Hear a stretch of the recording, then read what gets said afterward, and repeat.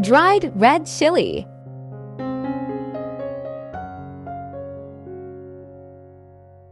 Roast for 2 minutes over a low flame.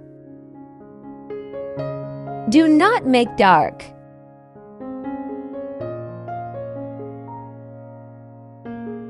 Replace to a plate. Let it cool down.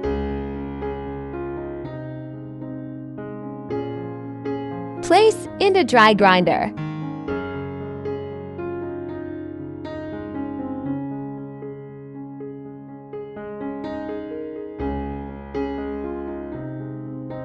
Do not overload.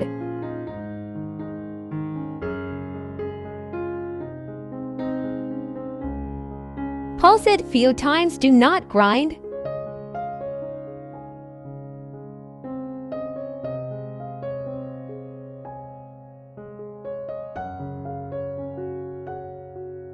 Store in any airtight container for later use.